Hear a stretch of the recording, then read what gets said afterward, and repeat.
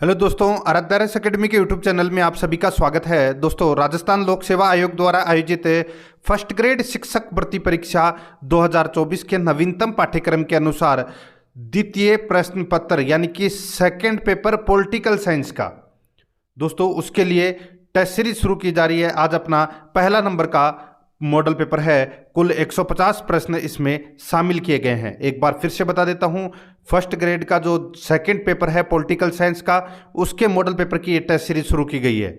दोस्तों, हूबहू आपको ऐसा ही पेपर है वो परीक्षा में देखने को मिलेगा और रोजाना आपको मेरे साथ में चलना है और रोजाना एक मॉडल पेपर का टेस्ट है वो अवश्य देना है। आराध्यारस एकेडमी के यूट्यूब चैनल को अगर आपने अभी तक सब्सक्राइब नहीं किया तो सब्सक्राइब जरूर कर लें, बेल आइकन को दबाएं, वीडियो को लाइक और अपने दोस्तों के पास में शेयर जरूर करें। तो चलिए दोस्तों, शुरू करते हैं आज का अपना पॉलिटिकल साइंस का। देखिए पहला प्रश्न, निम्नलिखित में से कौन राज्य नहीं है? बताइए, निम्नलिखित में से कौन राज्य नहीं है? यहां पर देखिए, फ्रांस, ऑस्ट्रेलिया, गार्बिया।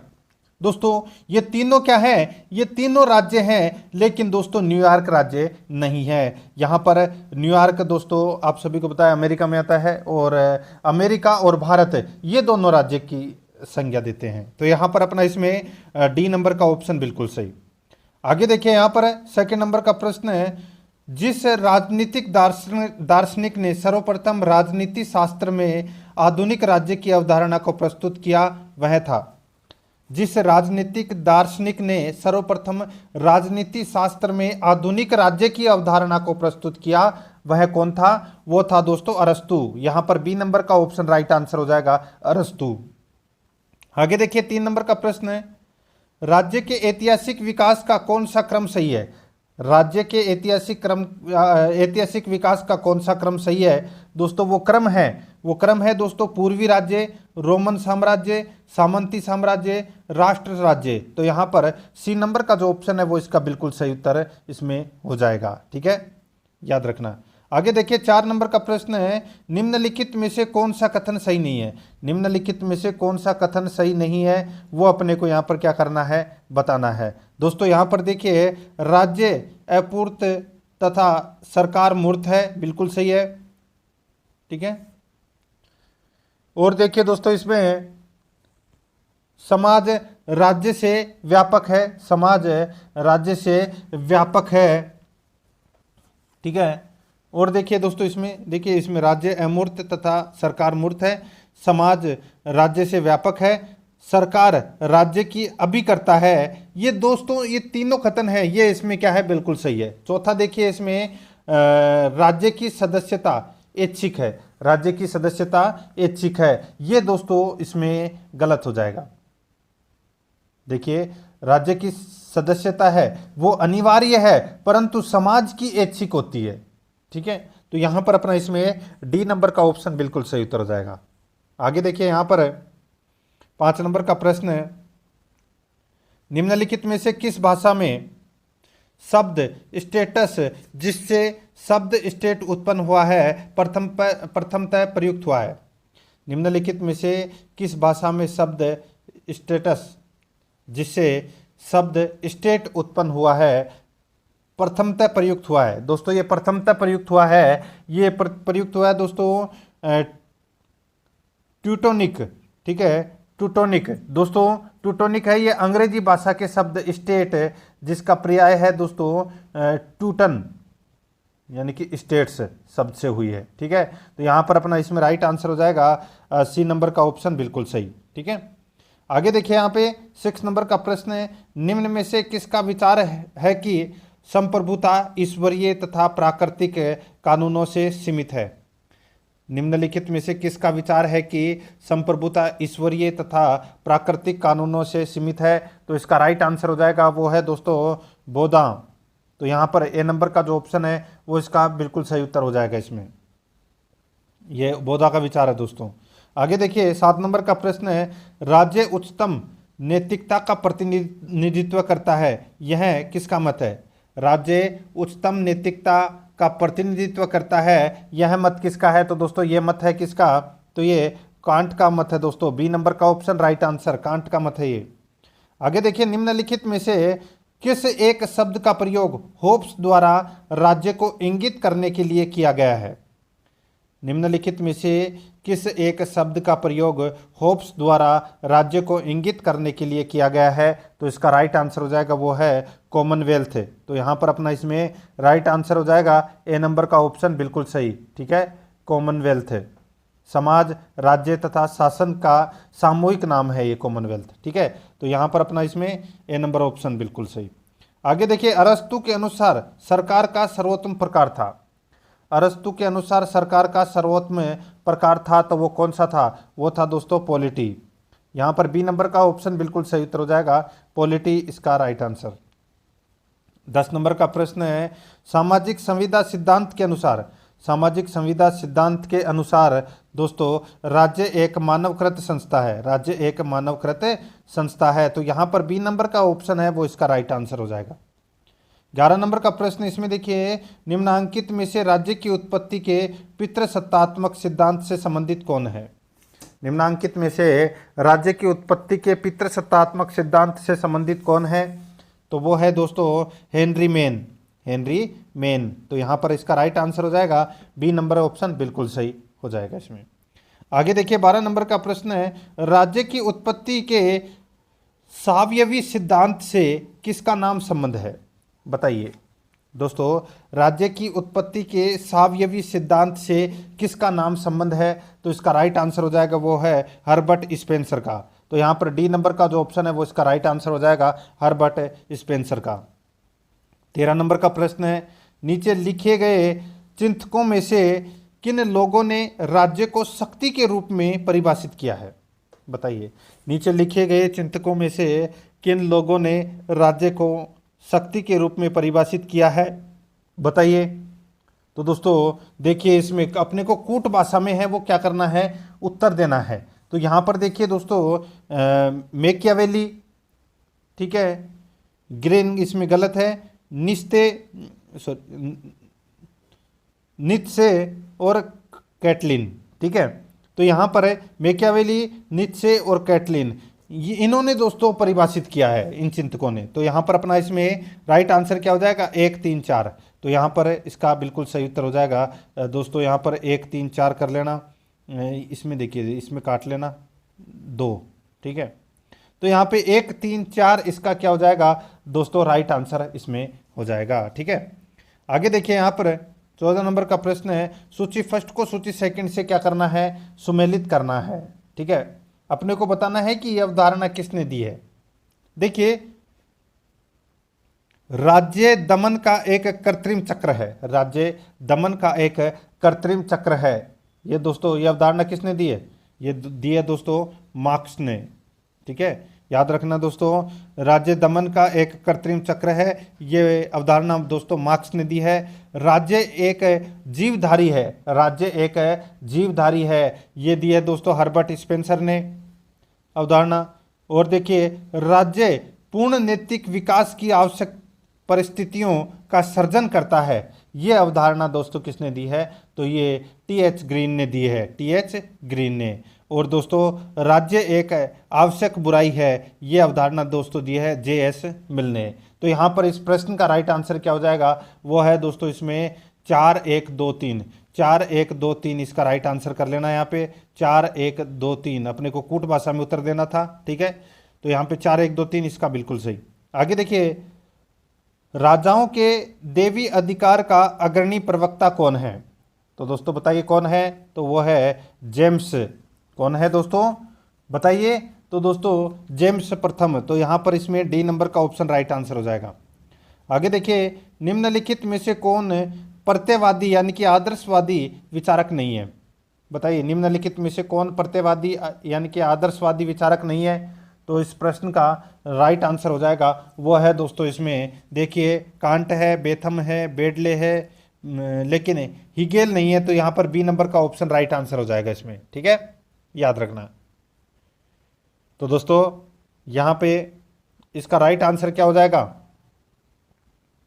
दोस्तों? हिगेल इसका राइट आंसर। ठीक है, आगे देखिए दोस्तों, यहाँ पे 17 नंबर का प्रश्न है, वस्तुतः समस्त समाजवादियों तथा साम्यवादियों की जड़ें प्लेटो में विद्यमान है। यह टिप्पणी निम्नलिखित में से किसने दी है?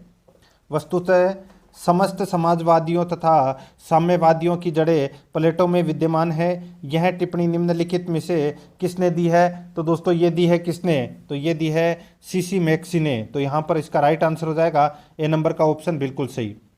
आगे देखिए 18 नंबर प्रश्न है, यदि लेवियाथन इतिहास की कुंजी के रूप में व्यर्थ है तो यह राज्य के सिद्धांत के रूप में भी निष्फल है। यह कथन किसका है?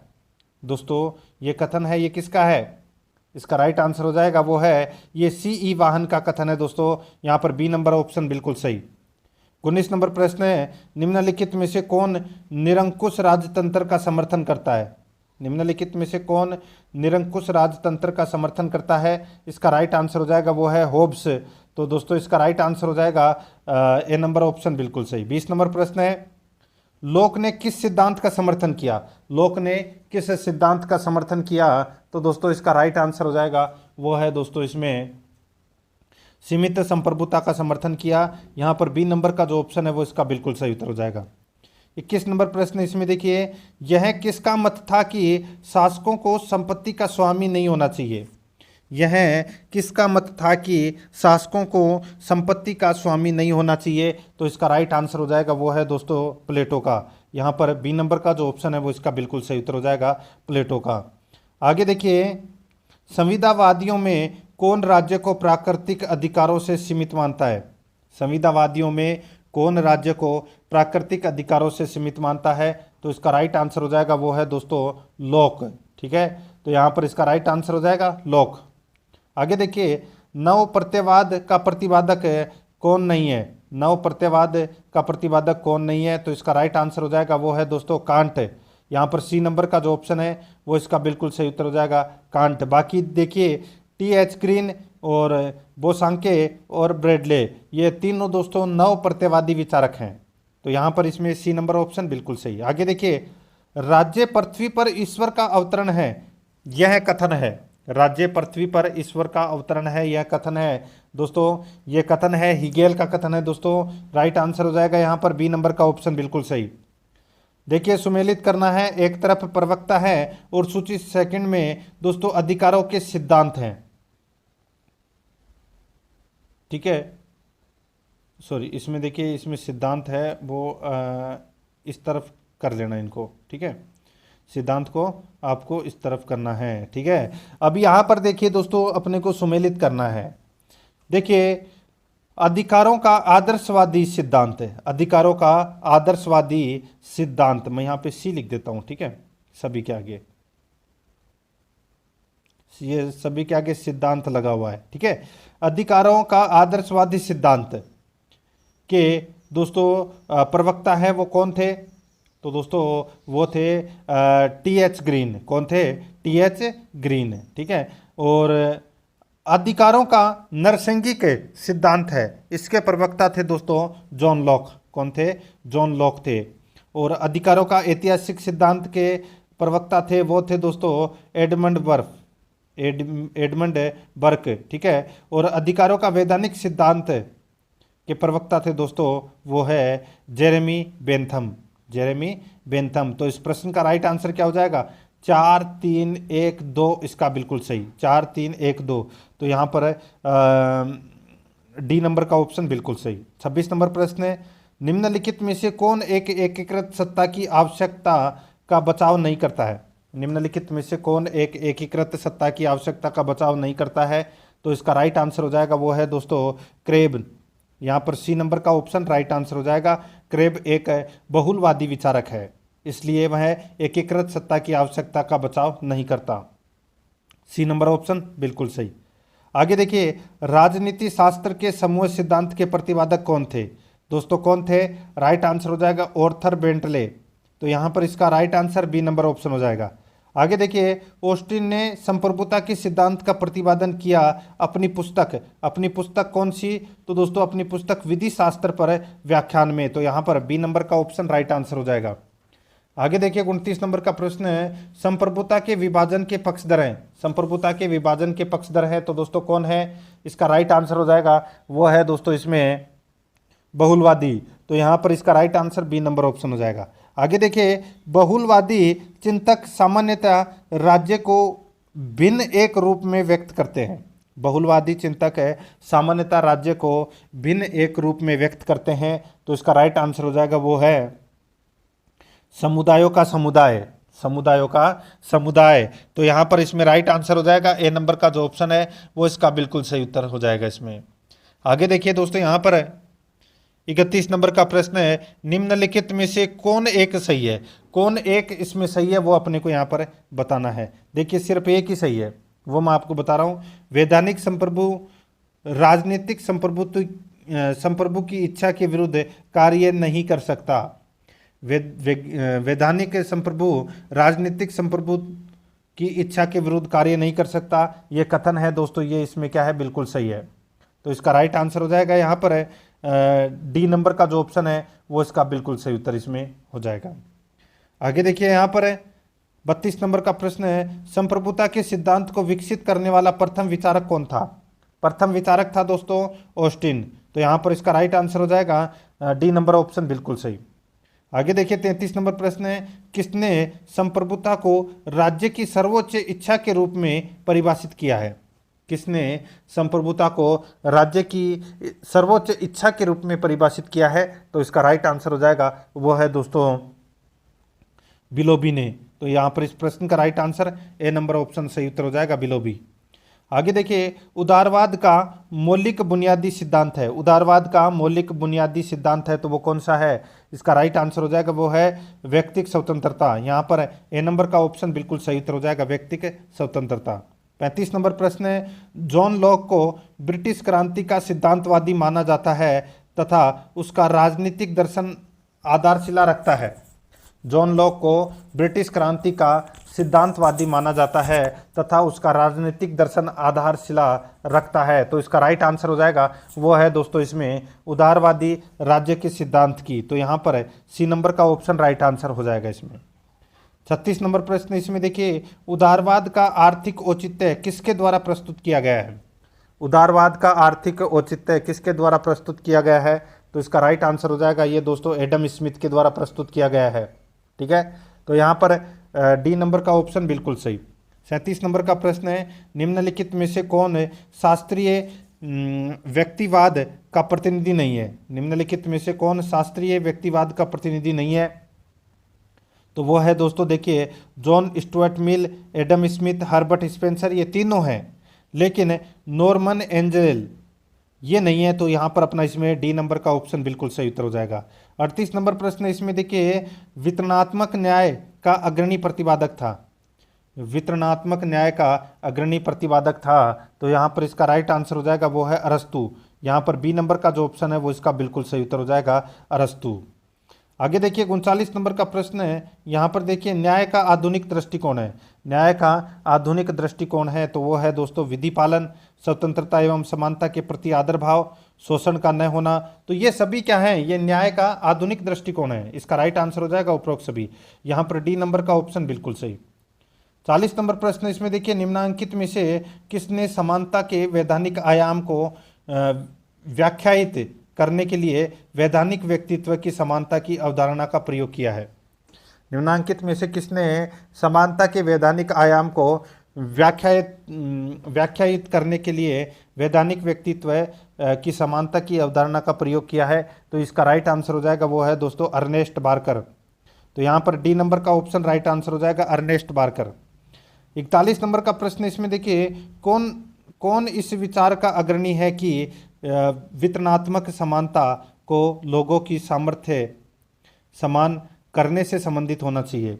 कौन इस विचार का अग्रणी है कि वितरणात्मक समानता को लोगों की सामर्थ्य समान करने से संबंधित होना चाहिए? तो इसका राइट आंसर हो जाएगा वो है दोस्तों जॉन रॉल्स। तो यहाँ पर बी नंबर ऑप्शन बिल्कुल सही। आगे देखिए, स्वतंत्रता के सकारात्मक सिद्धांत की विवेचना की थी, किसने की थी बताइए? तो दोस्तों ये की थी टी.एच. ग्रीन ने। तो यहाँ पर बी नंबर ऑप्शन बिल्कुल सही। आगे देखिए, निम्नलिखित में से कौन एक राजनीतिक स्वतंत्रता नहीं है? तो कौन एक राजनीतिक स्वतंत्रता नहीं है? तो दोस्तों देखिए, विचरण की स्वतंत्रता, विचरण की स्वतंत्रता, ये एक राजनीतिक स्वतंत्रता नहीं है दोस्तों, ठीक है। तो यहाँ पर इसका राइट आंसर हो जाएगा वो है बी नंबर का ऑप्शन बिल्कुल सही। मतदान करने की स्वतंत्रता है, ये राजनीतिक स्वतंत्रता है, लेकिन विचरण की स्वतंत्रता राजनीतिक स्वतंत्रता नहीं है। तो यहाँ पर इसका राइट आंसर हो जाएगा वो है इसमें बी नंबर ऑप्शन बिल्कुल सही। आगे देखिए, प्रकोष्ठ संपर्क लॉबिंग की कार्यशैली अपनाई जाती है। प्रकोष्ठ संपर्क लॉबिंग की कार्यशैली अपनाई जाती है, इसका राइट आंसर हो जाएगा वो है दबाव समूह द्वारा। तो यहाँ पर डी नंबर का जो ऑप्शन है वो इसका बिल्कुल सही उत्तर हो जाएगा, दबाव समूहों द्वारा। आगे देखिए 45 नंबर का प्रश्न है, निम्नांकित में से कौन आमंड के दबाव समूहों के वर्गीकरण में सम्मिलित नहीं है। निम्नलिखित में से कौन आमंड के दबाव समूहों के वर्गीकरण में सम्मिलित नहीं है। तो इसका राइट आंसर हो जाएगा वो है दोस्तों, देखिए यहाँ पर संरचनात्मक समूह है, ठीक है दोस्तों, संरचनात्मक समूह है, इसका राइट आंसर हो जाएगा, ये इसमें सम्मिलित नहीं है। बाकी संस्थात्मक समूह है, समुदायात्मक समूह है और अप्रतिमानी समूह है, ये तीनों दोस्तों इसमें सम्मिलित है। तो यहाँ पर ए नंबर का ऑप्शन राइट आंसर हो जाएगा इसमें, ठीक है।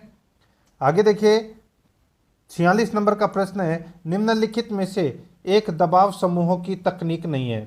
निम्नलिखित में से एक दबाव समूह है, यानी कि एक दबाव समूह की तकनीक नहीं है, तो वो कौन सी नहीं है। तो वो है दोस्तों एक विचारधारा का प्रसार, एक विचारधारा का प्रसार। तो यहाँ पर डी नंबर का ऑप्शन बिल्कुल सही उत्तर हो जाएगा। 47 नंबर का प्रश्न है, इसमें देखिए कौन यह मानता है कि अधिकारों का वास्तविक संरक्षण जन्मत होता है। कौन यह मानता है कि अधिकारों का वास्तविक संरक्षण जन्मत होता है। तो यहाँ पर इसका राइट आंसर हो जाएगा वो है दोस्तों गार्नर। यहाँ पर सी नंबर का ऑप्शन बिल्कुल सही उत्तर हो जाएगा, गार्नर। आगे देखिए, किसने यह विचार प्रतिपादित किया कि प्रत्येक गांव पंचायत का गणराज्य होगा। किसने यह विचार प्रतिपादित किया कि प्रत्येक गांव पंचायत का गणराज्य होगा। तो इसका राइट आंसर हो जाएगा वो है दोस्तों गांधी जी। यहाँ पर डी नंबर का ऑप्शन बिल्कुल सही उत्तर हो जाएगा, गांधी जी। आगे देखिए, मार्क्सवादी सिद्धांत के अनुसार प्राचीन काल में कौन सी व्यवस्था स्थापित थी। मार्क्सवादी सिद्धांत के अनुसार प्राचीन काल में कौन सी व्यवस्था स्थापित थी। तो इसका राइट आंसर हो जाएगा वो है डार्विन की व्यवस्था, ठीक है। यहाँ पर इसका राइट आंसर हो जाएगा बी नंबर का ऑप्शन बिल्कुल सही, डार्विन की व्यवस्था। आगे देखिए, निम्नलिखित में से किसे ब्रिटिश फेबियनवाद तथा फ्रांसीसी श्रमिक संघवाद का बौद्धिक शिशु कहा गया। निम्नलिखित में से किसे ब्रिटिश फेबियनवाद तथा फ्रांसीसी श्रमिक संघवाद का बौद्धिक शिशु कहा गया। इसका राइट आंसर हो जाएगा वो है दोस्तों श्रेणी समाजवाद को। यहाँ पर सी नंबर का जो ऑप्शन है वो इसका बिल्कुल सही उत्तर हो जाएगा, श्रेणी समाजवाद को। 51 नंबर प्रश्न, इसमें देखिए, मार्क्सवादियों के अनुसार राज्य की उत्पत्ति में किस घटक की भूमिका सर्वाधिक निर्णायक रही। मार्क्सवादियों के अनुसार राज्य की उत्पत्ति में किस घटक की भूमिका सर्वाधिक निर्णायक रही। तो इसका राइट आंसर हो जाएगा वो है दोस्तों इसमें संपत्ति। यहाँ पर बी नंबर का ऑप्शन बिल्कुल सही, संपत्ति। आगे देखिए, निम्नलिखित में से किस मार्क्सवादी विचारक ने सर्वहारा के प्रजातांत्रिक अधिनायकवाद का विचार दिया।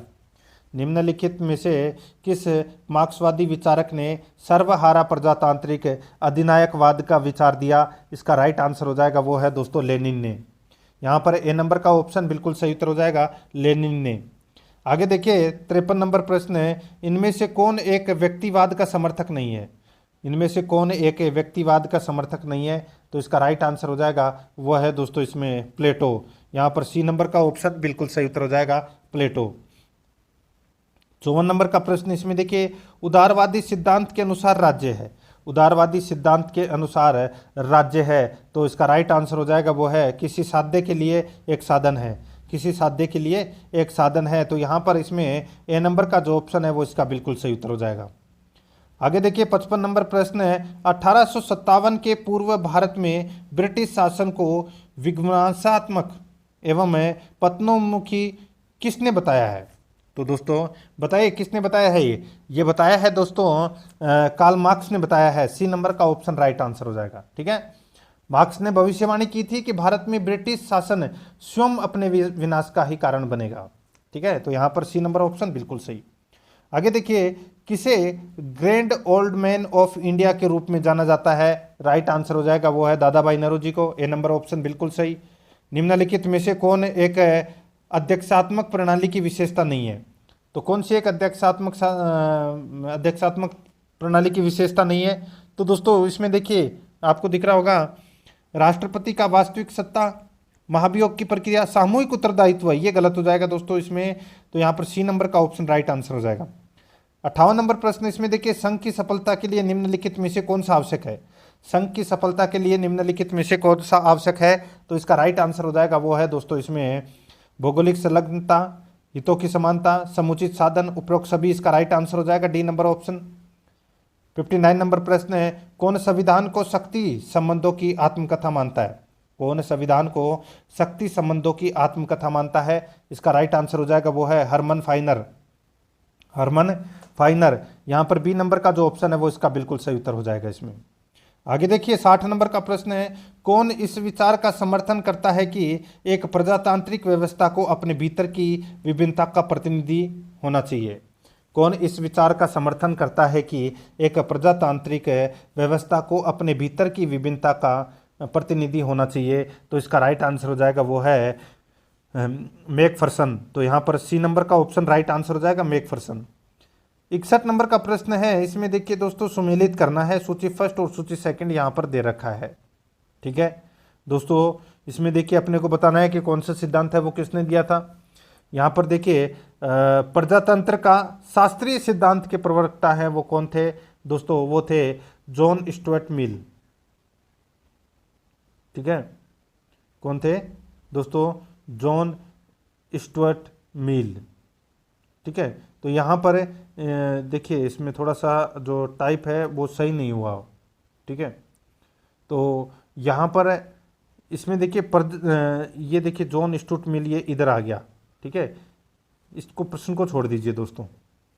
आगे देखिए, निम्नलिखित में से कौन से वक्तव्य राजनीतिक दलों के बारे में सही है? अपने उत्तर का चयन नीचे दिए गए कूटों की सहायता से कीजिए। ठीक है, 62 नंबर का ये प्रश्न है, कूट भाषा में से अपने को क्या करना है? उत्तर देना है। अब देखिए इसमें, ठीक है, देखिए दल राजनीतिक प्रक्रिया का एकीकरण, सरलीकरण एवं स्थिरीकरण करते हैं, बिल्कुल सही है। दल राजनीतिक नेतृत्व की भर्ती करते हैं, बिल्कुल सही है। दल विचारों के दलाल का काम करते हैं, बिल्कुल सही है। दल सांप्रदायिक मुद्दों से परहेज करते हैं, ये गलत हो जाएगा इसमें। ठीक है, ये सांप्रदायिक मुद्दों से परहेज नहीं करते। ठीक है, इनका संबंध होता है दोस्तों। तो यहाँ पर अपना इसमें 1 2 3 इसमें क्या है? सत्य है। तो यहाँ पर इसका right answer B number option हो जाएगा, 1 2 3 इसमें सत्य है। 63 नंबर का प्रश्न इसमें देखिए, 20 अगस्त 1917 के सुधारों की घोषणा को जाना जाता है। 20 अगस्त 1917 के सुधारों की घोषणा को जाना जाता है, इसका राइट आंसर हो जाएगा वो है मोंटेग्यू घोषणा के नाम से। तो यहाँ पर ए नंबर का ऑप्शन राइट आंसर हो जाएगा इसमें। 64 नंबर का प्रश्न है, बाल गंगाधर तिलक द्वारा स्थापित होम रूल लीग का इनमें से कौन सा प्रथम अध्यक्ष था? बाल गंगाधर तिलक द्वारा स्थापित है होम रूल लीग का इनमें से कौन सा प्रथम अध्यक्ष था? तो इसका राइट आंसर हो जाएगा वो है दोस्तों इसमें लोसेफ बेप्टिस्टा। लोसेफ बेप्टिस्टा। तो यहाँ पर सी नंबर का ऑप्शन बिल्कुल सही। 65 नंबर का प्रश्न इसमें देखिए, स्वराज पार्टी का संस्थापक अध्यक्ष कौन था? स्वराज पार्टी का संस्थापक अध्यक्ष कौन था? तो इसका राइट आंसर हो जाएगा वो है दोस्तों सी आर दास। यहाँ पर सी नंबर का जो ऑप्शन है वो इसका बिल्कुल सही उत्तर हो जाएगा, सी आर दास। 66 नंबर का प्रश्न है, आर्य समाज का संस्थापक सदस्य कौन था? आर्य समाज का संस्थापक सदस्य कौन था? इसका राइट आंसर हो जाएगा वो है दोस्तों इसमें, बताइए, ये तो सभी को पता होगा दोस्तों, स्वामी दयानंद सरस्वती ने बंबई में आर्य समाज की स्थापना की थी। तो यहाँ पर इसका राइट आंसर हो जाएगा ए नंबर ऑप्शन बिल्कुल सही, स्वामी दयानंद सरस्वती। सूची फर्स्ट को सूची सेकंड से सुमेलित करना है। एक तरफ देखिए आंदोलन है या विभाजन दे रखा है, और दूसरी तरफ दोस्तों उनसे संबंधित सन दे रखी है, सुमेलित करना है। यहाँ पर देखिए असहयोग आंदोलन कब हुआ था? ये दोस्तों 1920 में हुआ था। लखनऊ पैक्ट समझौता कब हुआ था? ये 1916 में हुआ था। बंगाल का विभाजन 1905 में हुआ था, और सविनय अवज्ञा आंदोलन 1930 में हुआ था। ठीक है, 4 1 2 3 इसका राइट आंसर होना चाहिए। तो यहाँ पर अपना इसमें बी नंबर का ऑप्शन बिल्कुल सही। आगे देखिए, एकमात्र कांग्रेस अधिवेशन जो महात्मा गांधी की अध्यक्षता में हुआ वह निम्नलिखित में से किस जगह संपन्न हुआ? दोस्तों वो संपन्न हुआ कहाँ पर है? तो वो संपन्न हुआ बेलगांव में 1924 में। तो यहाँ पर ए नंबर ऑप्शन बिल्कुल सही। आगे देखिए, किस वर्ष कांग्रेस और मुस्लिम लीग के बीच लखनऊ समझौते पर हस्ताक्षर हुए थे? इसका राइट आंसर हो जाएगा वो है 1916 में। तो यहाँ पर इसका राइट आंसर हो जाएगा ए नंबर ऑप्शन बिल्कुल सही। आगे देखिए, असहयोग आंदोलन के कार्यक्रमों में निम्नलिखित में से कौन सा एक सम्मिलित नहीं था? तो कौन सा एक सम्मिलित नहीं था वो अपने को यहाँ पर बताना है। देखिए, विदेशी वस्तुओं का बहिष्कार बिल्कुल सही है, न्यायालयों का बहिष्कार ये भी बिल्कुल सही है, कानूनों की अवमानना, कानूनों की अवमानना ये दोस्तों इसमें गलत दे रखा है। भारत सरकार अधिनियम 1919 के अंतर्गत है निर्वाचनों का बहिष्कार, ये भी बिल्कुल सही है। तो दोस्तों इसमें इसका राइट आंसर क्या हो जाएगा? ये दोस्तों सी नंबर का ऑप्शन राइट आंसर हो जाएगा, क्योंकि ये कानूनों की अवमानना इसमें सम्मिलित नहीं था। आगे देखिए, भारतीय राष्ट्रीय कांग्रेस की प्रथम महिला अध्यक्ष कौन थी? प्रथम महिला अध्यक्ष थी दोस्तों Shrimati Annie Besant. Right answer हो जाएगा इसमें बी नंबर ऑप्शन बिल्कुल सही। आगे देखिए, माउंटबेटन योजना आधार बनी है, माउंटबेटन योजना आधार बनी है, यह योजना आधार बनी है दोस्तों सत्ता के स्थानांतरण का। तो यहाँ पर इसमें बी नंबर ऑप्शन बिल्कुल सही। कांग्रेस के प्रारंभिक 20 वर्षों में निम्नलिखित में से किसने 3 बार भारतीय राष्ट्रीय कांग्रेस के अध्यक्ष का कार्य किया है? बताइए, भारतीय राष्ट्रीय कांग्रेस के 3 बार अध्यक्ष कौन बने हैं? 4 ऑप्शन आपके सामने हैं, तो इसका राइट आंसर हो जाएगा वो है दादा भाई नौरोजी। तो यहाँ पर बी नंबर का ऑप्शन बिल्कुल सही। ठीक है, अब ये दोस्तों ये तो आप सभी को पता भी होना चाहिए कि कब कब बने थे। देखिए, कांग्रेस के आरंभिक 20 वर्षों में दादा भाई नौरोजी, ठीक है, 1886 कलकत्ता, और दोस्तों लाहौर में बने थे फिर, ठीक है, और फिर उसके बाद में कलकत्ता में वापस बने थे, ठीक है, 1906 में। तो इन्होंने 3 अधिवेशनों की अध्यक्षता की है। तो यहाँ पर इसका राइट आंसर दोस्तों बी नंबर का ऑप्शन बिल्कुल सही। आगे देखिए, भारतीय राष्ट्रीय कांग्रेस ने निम्नलिखित में से किस अधिवेशन में भारत छोड़ो प्रस्ताव पारित किया था? तो भारत छोड़ो प्रस्ताव दोस्तों 1942 में बंबई अधिवेशन में किया था। तो यहाँ पर C number option right answer है। 75 नंबर प्रश्न है, भारत एक गणराज्य है क्योंकि, भारत एक गणराज्य है क्योंकि भारत में राज्याध्यक्ष राष्ट्रपति का निर्वाचन होता है। तो यहाँ पर डी नंबर का ऑप्शन राइट आंसर है। 76 नंबर प्रश्न है, निम्न में से कौन सा विषय भारतीय संविधान की संघ सूची से संबंधित नहीं है? बताइए, कौन सा विषय भारतीय संविधान की संघ सूची से संबंधित नहीं है? तो इसका राइट आंसर हो जाएगा वो है दोस्तों इसमें देखिए, रक्षा, विदेशी मामले, रेलवे, ये इसमें संघ सूची में है, लेकिन कृषि नहीं है। तो यहाँ पर इसमें डी नंबर ऑप्शन बिल्कुल सही। 77 नंबर प्रश्न, निम्न में से कौन सा विषय समवर्ती सूची का है? तो समवर्ती सूची का विषय कौन सा है? तो वो है दोस्तों आपराधिक मामले। तो यहाँ पर इसमें बी नंबर ऑप्शन बिल्कुल सही। आगे देखिए, जिस संविधान संशोधन से नागरिकों के संपत्ति के अधिकार का मूलाधिकारों की सूची से निष्कासन किया गया वह है, जिस संविधान संशोधन से नागरिकों के संपत्ति के अधिकार का मूलाधिकारों की सूची से निष्कासन किया गया वह है। तो ये तो सभी को पता होगा, 44वां संविधान संशोधन, जो संपत्ति का अधिकार था उसको हटा दिया गया था। ठीक है, तो इसमें राइट आंसर हो जाएगा सी नंबर ऑप्शन बिल्कुल सही। आगे देखिए, निम्नलिखित में से कौन सी योजना संविधान सभा के संगठन का आधार थी? सही उत्तर हो जाएगा वो है कैबिनेट मिशन योजना। यहाँ पर बी नंबर का ऑप्शन बिल्कुल सही उत्तर हो जाएगा। आगे देखिए, निम्न में से किस अधिनियम द्वारा भारत में संघ शासन प्रणाली प्रस्तावित की गई थी?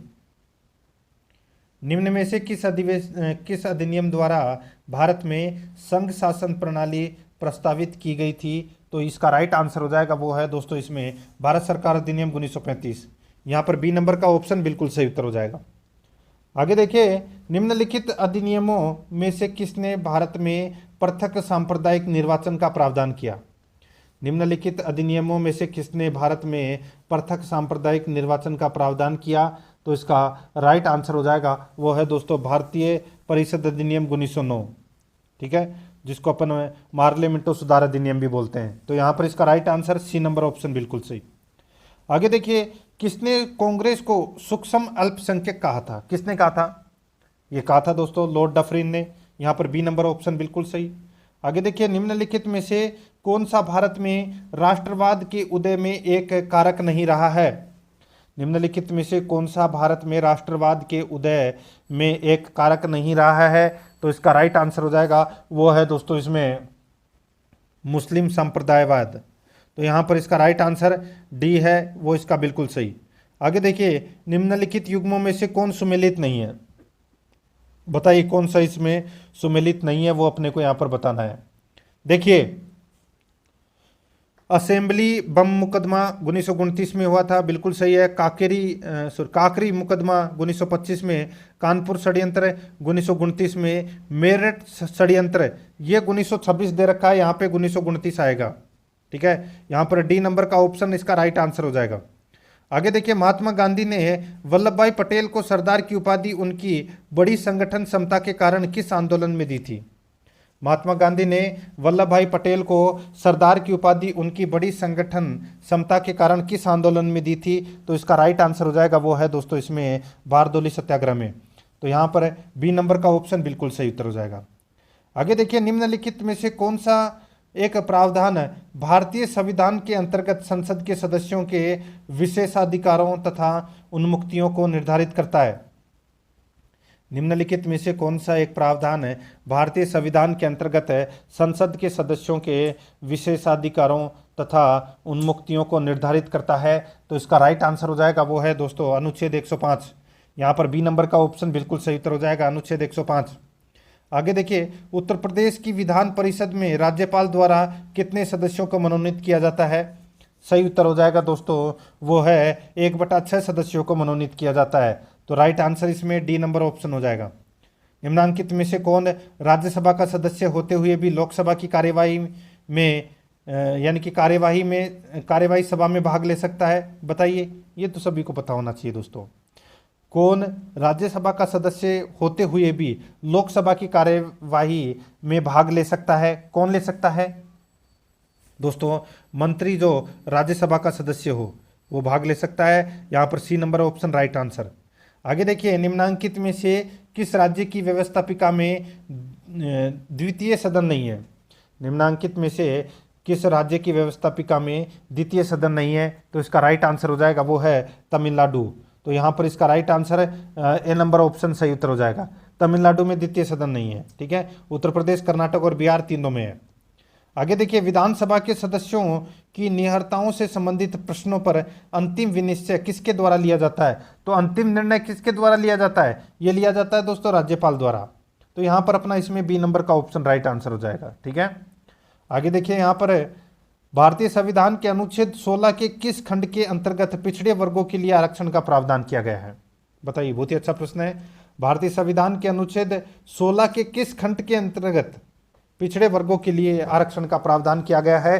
तो इसका बिल्कुल सही उत्तर हो जाएगा, वो है खंड 4 के लिए। तो यहाँ पर डी नंबर का ऑप्शन बिल्कुल सही। आगे देखिए, निम्नलिखित में से कौन सा एक मूल कर्तव्य नहीं है? तो कौन सा एक मूल कर्तव्य नहीं है? तो इसका राइट आंसर हो जाएगा, वो है लोक प्रतिनिधियों का सम्मान करना। ये मूल कर्तव्य नहीं है। आगे देखिए दोस्तों, यहाँ पे भारत में शोषण के विरुद्ध अधिकार में निहित है। भारत में शोषण के विरुद्ध अधिकार में निहित है। तो दोस्तों राइट आंसर हो जाएगा ये आप अनुच्छेद 23 और 24 तो पढ़ा ही होगा दोस्तों आपने। तो यहाँ पे मानव व्यापार का निषेध तथा बेगार खतरनाक व्यवसायों में बाल श्रम का निषेध। तो इसका राइट आंसर हो जाएगा उपरोक्त दोनों। आगे देखिए, संविधान के अंतर्गत मूल अधिकारों का संरक्षक कौन है? मूल अधिकारों का संरक्षक है दोस्तों न्यायपालिका। आगे देखिए, निम्न में से किसे पंथ निरपेक्ष राज्य कहा जाएगा? किसे पंथ निरपेक्ष राज्य कहा जाएगा दोस्तों? वह राज्य जिसका कोई धर्म न हो तथा जो धर्म के आधार पर भेदभाव न करता हो, वो है दोस्तों पंथ निरपेक्ष राज्य। यहाँ पर सी नंबर ऑप्शन बिल्कुल सही। आगे देखिए, क्षेत्रीय परिषदें हैं। क्षेत्रीय परिषदें हैं दोस्तों, ये परिषदें हैं परामर्शदात्री इकाइयाँ। यहाँ पर बी नंबर का ऑप्शन बिल्कुल सही उत्तर हो जाएगा। 97 नंबर का प्रश्न इसमें देखिए, भारत में योजना आयोग का पदेन सभापति कौन है? भारत में योजना आयोग का पदेन सभापति कौन है? इसका राइट आंसर हो जाएगा, वो है दोस्तों प्रधानमंत्री। ठीक है, और इसको नीति आयोग में परिवर्तित किया गया है। तो नीति आयोग का पदेन सभापति कौन है? तो वो है प्रधानमंत्री। आगे देखिए, संघ लोक सेवा आयोग अपना वार्षिक प्रतिवेदन किसे देता है? तो दोस्तों वार्षिक प्रतिवेदन ये राष्ट्रपति को देता है। तो यहाँ पर सी नंबर ऑप्शन बिल्कुल सही उत्तर हो जाएगा। आगे देखिए, ग्राम पंचायत अपने सभी कार्यों के लिए ग्राम सभा के प्रति उत्तरदायी होती है। तो दोस्तों इसका राइट आंसर बी नंबर का ऑप्शन हो जाएगा। आगे देखिए, यहाँ पर 100 नंबर का प्रश्न है, संविधान के 73वें संशोधन अधिनियम 1993 के अंतर्गत पंचायती राज व्यवस्था निम्न में से किस पर लागू नहीं होगी? संविधान के 73वें संशोधन अधिनियम 1993 के अंतर्गत पंचायती राज व्यवस्था निम्न में से किस पर लागू नहीं होगी? तो इसका राइट आंसर हो जाएगा वो है दोस्तों नागालैंड, मेघालय, मिजोरम। यहाँ पर ए नंबर का ऑप्शन बिल्कुल सही उत्तर हो जाएगा। आगे देखिए, न्यायाधीशों के वेतन एवं पेंशन संबंधी प्रावधान भारतीय संविधान के किस भाग में उपबंधित है? न्यायाधीशों के वेतन एवं पेंशन संबंधी प्रावधान भारतीय संविधान के किस भाग में उपबंधित है? तो इसका राइट आंसर हो जाएगा वो है द्वितीय सूची में। तो यहाँ पर इसका राइट आंसर हो जाएगा दूसरे नंबर की सूची है, ठीक है, उसमें दूसरे नंबर की अनुसूची है उसमें। तो यहाँ पर इसमें राइट आंसर हो जाएगा सी नंबर ऑप्शन बिल्कुल सही। आगे देखिए, न्यायिक समीक्षा दर्शाती है कि सर्वोच्च न्यायालय रखता है भारत के राष्ट्रपति पर महाभियोग लगा सकता है। तो यहाँ पर अपना इसमें पहला नंबर का है वो दोस्तों, इसमें ऑप्शन दे नहीं रखा, ये भी गलत हो जाएगा, ठीक है। तो मैं आपको बता देता हूँ दोस्तों, सर्वोच्च न्यायालय सभी संवैधानिक मामलों के संबंध में अंतिम प्राधिकार रखता है। तो यहाँ पर इसका राइट आंसर जो मैं आपको बता रहा हूँ वही है, ठीक है। सर्वोच्च न्यायालय सभी संवैधानिक मामलों के संबंध में अंतिम प्राधिकार रखता है। आगे देखिए, निम्नलिखित में से एक मुख्यमंत्री का राज्यपाल के प्रति कर्तव्य नहीं है। इसका राइट आंसर हो जाएगा अपने दल की नीतियों के बारे में सूचित करना। तो यहाँ पर ए नंबर ऑप्शन बिल्कुल सही। आगे देखिए, भारत का प्रधानमंत्री होता है दोस्तों, भारत का प्रधानमंत्री नियुक्त होता है, यहाँ पर डी नंबर का ऑप्शन बिल्कुल सही, राष्ट्रपति नियुक्त करता है। आगे देखिए, किसी प्रांत के राज्यपाल को कुछ निश्चित मामलों में विवेकाधिकार यानी कि विशेषाधिकार है, बिल्कुल सही है। तो यहाँ पर सी नंबर ऑप्शन बिल्कुल सही। आगे देखिए, निम्नलिखित में से कौन सा एक उपराष्ट्रपति के बारे में सही नहीं है? निम्नलिखित में से कौन सा एक उपराष्ट्रपति के बारे में सही नहीं है? तो यहाँ पर इसका राइट आंसर हो जाएगा वो है दोस्तों अपना इसमें देखिए, वह अपना कार्यालय पद की अवधि समाप्त होने के तत्काल बाद छोड़ेगा। वह अपना कार्यालय पद की अवधि समाप्त होने के तत्काल बाद छोड़ेगा। तो यहाँ पर डी नंबर का ऑप्शन बिल्कुल सही उत्तर हो जाएगा। आगे देखिए, 107 नंबर प्रश्न है, भारत में महान्यायवादी को दोस्तों राष्ट्रपति द्वारा नियुक्त किया जाता है। तो यहाँ पर बी नंबर का ऑप्शन बिल्कुल सही उत्तर हो जाएगा। आगे देखिए, केंद्र में राष्ट्रपति शासन लागू किया जा सकता है। केंद्र में राष्ट्रपति शासन लागू किया जा सकता है। तो दोस्तों इसका राइट आंसर हो जाएगा वो है बाह्य एवं आंतरिक आपातकालीन स्थिति में दोस्तों केंद्र में राष्ट्रपति शासन लागू किया जा सकता है। यहाँ पर सी नंबर का ऑप्शन बिल्कुल सही। आगे देखिए, हिंद स्वराज नामक पुस्तक के रचयिता हैं। हिंद स्वराज नामक पुस्तक के रचयिता है तो दोस्तों वो कौन है? तो वो है दोस्तों महात्मा गांधी। यहाँ पर राइट आंसर बी नंबर का ऑप्शन बिल्कुल सही उत्तर हो जाएगा, महात्मा गांधी। आगे देखिए, 110 नंबर प्रश्न है, निम्न में से कौन सा युग्म सुमेलित नहीं है? कौन सा युग्म इसमें सुमेलित नहीं है वो अपने को यहाँ पर बताना है। देखिए, एक तरफ लेखक है, दूसरी तरफ रचनाएं हैं। दोस्तों यहाँ पर देखिए, होब्स की जो रचना है वो दोस्तों लेवियाथन दे रखी है, बिल्कुल सही है। रूसो की रचना दोस्तों यहाँ पर है सोशल कॉन्ट्रैक्ट, ये दे रखी है, बिल्कुल सही है दोस्तों। कार्ल मार्क्स की दोस्तों यहाँ पे स्टेट एंड रिवॉल्यूशन दे रखी है, जो कि इसमें गलत दे रखी है दोस्तों। स्टेट एंड रिवॉल्यूशन है ये लेनिन की, ठीक है, ये लेनिन है, ठीक है। तो दोस्तों ये लेनिन की रचना है ये, ठीक है, ये आपको इसमें याद रखना है। और लॉक की रचना है दोस्तों ए लेटर ऑफ टॉलरेशन। तो यहाँ पर अपना इसमें राइट आंसर हो जाएगा सी नंबर का जो ऑप्शन है वो इसका बिल्कुल सही उत्तर इसमें हो जाएगा। आगे देखिए, द मॉडर्न स्टेट के रचयिता हैं। द मॉडर्न स्टेट के रचयिता कौन है? इसका राइट आंसर हो जाएगा वो है मैकाइवर। ये द मॉडर्न स्टेट के रचयिता हैं, ए नंबर ऑप्शन बिल्कुल सही। आगे देखिए, 112 नंबर प्रश्न है, निम्नलिखित में से कौन सा सुमेलित नहीं है? तो कौन सा इसमें सुमेलित नहीं है? यहाँ पर देखिए दोस्तों, आपको दिख रहा होगा गार्नर में देखिए दोस्तों political science and government. Bryce में देखिए मॉडर्न डेमोक्रेसीज, ठीक है। सिले में देखिए दी थियरी ऑफ द स्टेट। तो दोस्तों ये अपना सी नंबर का ऑप्शन है वो इसमें राइट आंसर हो जाएगा। बाकी मैकाइवर का दोस्तों दी मॉडर्न स्टेट, ये बिल्कुल सही हो जाएगा इसमें। तो इसका राइट आंसर क्या हो जाएगा? सी नंबर का ऑप्शन बिल्कुल सही, ठीक है।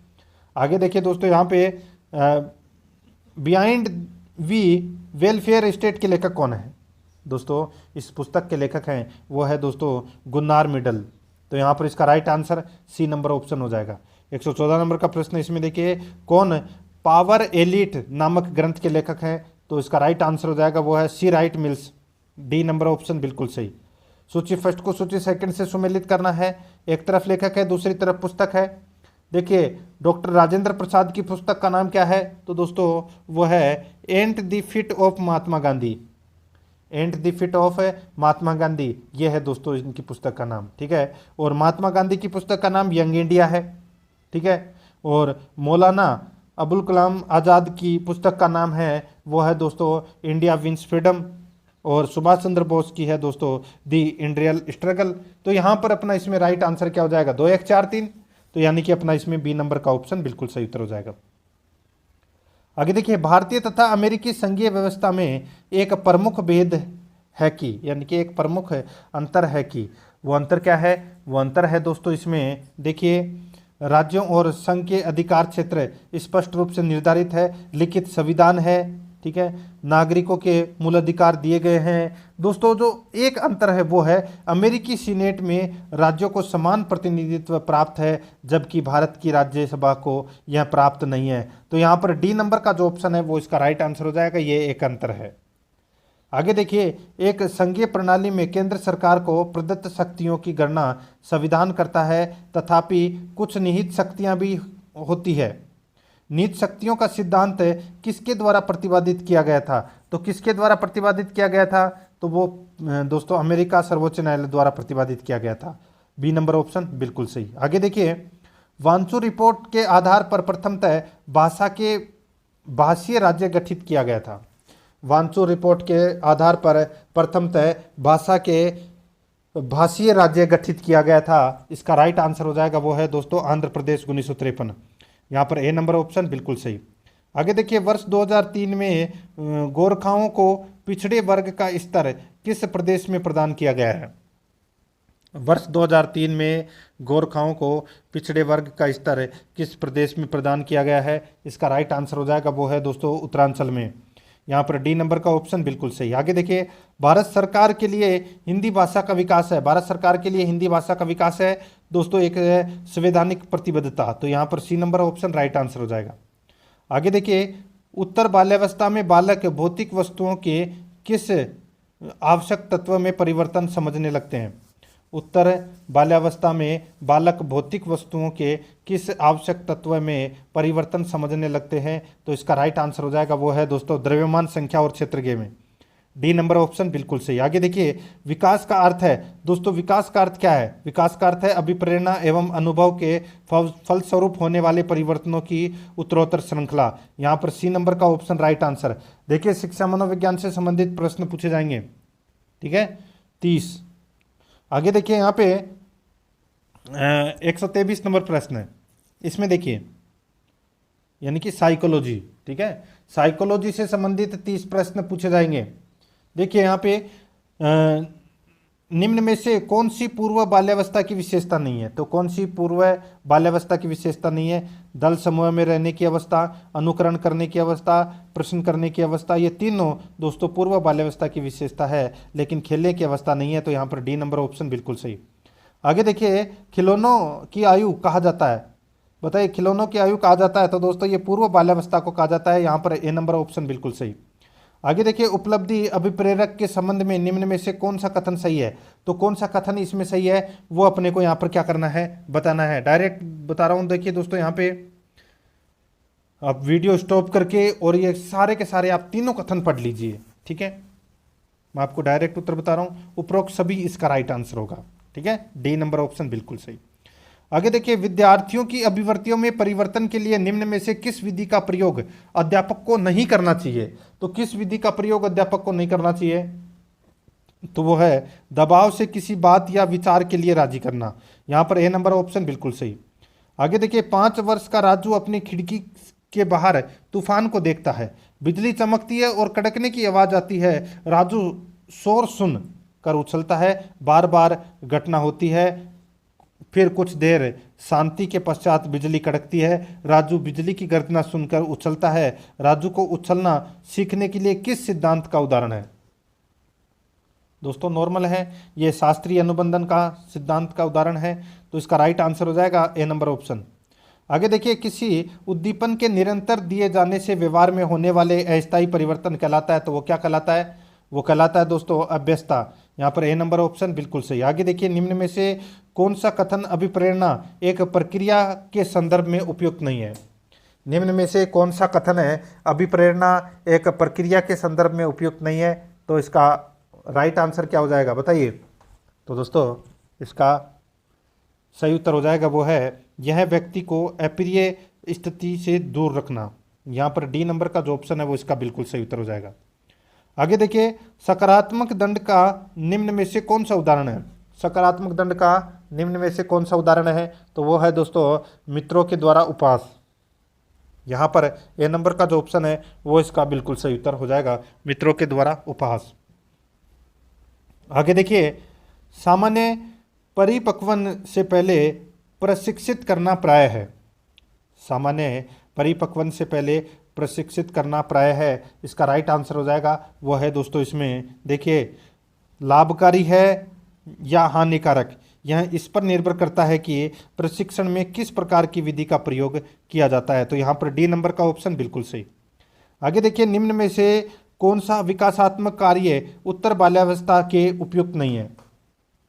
निम्न में से कौन सा विकासात्मक कार्य उत्तर बाल्यावस्था के उपयुक्त नहीं है? तो इसका राइट आंसर हो जाएगा वो है दोस्तों पुरुषोचित या स्त्रियोचित सामाजिक भूमिकाओं को प्राप्त करना, व्यक्ति के आत्मनिर्भरता प्राप्त करना। तो यहाँ पर है बी नंबर का ऑप्शन बिल्कुल सही उत्तर हो जाएगा।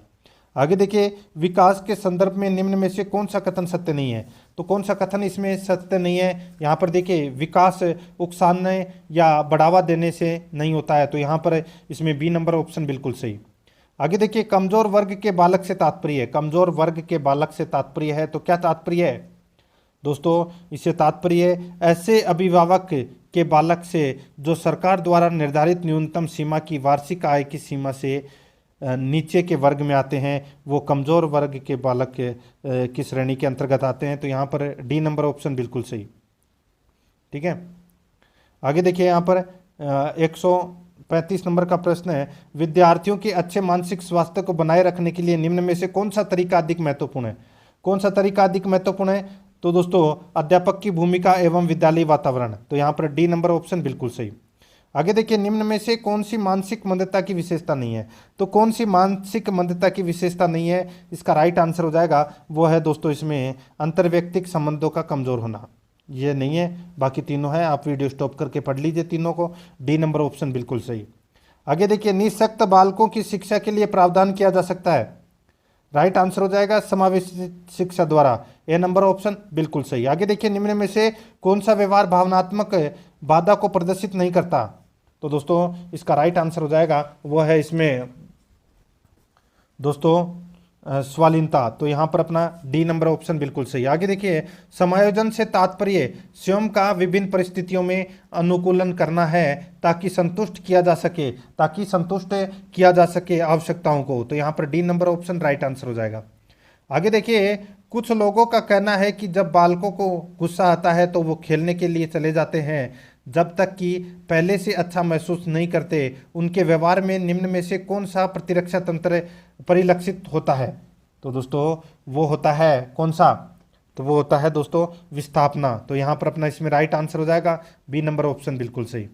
आगे देखिए, कौन सिद्धांत व्यक्त करता है कि मानव मस्तिष्क एक बर्फ की बड़ी चट्टान के समान है जो कि अधिकांशतः छिपी रहती है एवं उसमें चेतन के 3 स्तर हैं? बताइए। तो दोस्तों वो है मनोविश्लेषणात्मक सिद्धांत है। यहाँ पर सी नंबर का ऑप्शन बिल्कुल सही। आगे देखिए, 6 से 10 वर्ष की अवस्था में बालक रुचि लेना प्रारंभ करते हैं। 6 से 10 वर्ष की अवस्था में बालक रुचि लेना प्रारंभ करते हैं, इसका राइट आंसर हो जाएगा वो है विद्यालय में। यहाँ पर डी नंबर का ऑप्शन बिल्कुल सही। आगे देखिए, मूल्यांकन का उद्देश्य है। मूल्यांकन का उद्देश्य है तो दोस्तों मूल्यांकन का उद्देश्य है देखिए, उत्पादक जीवन जीने के लिए शिक्षा किस सीमा तक तैयार कर पाई है का पुष्टि पोषण प्रदान करना। तो यहाँ पर डी नंबर का ऑप्शन बिल्कुल सही।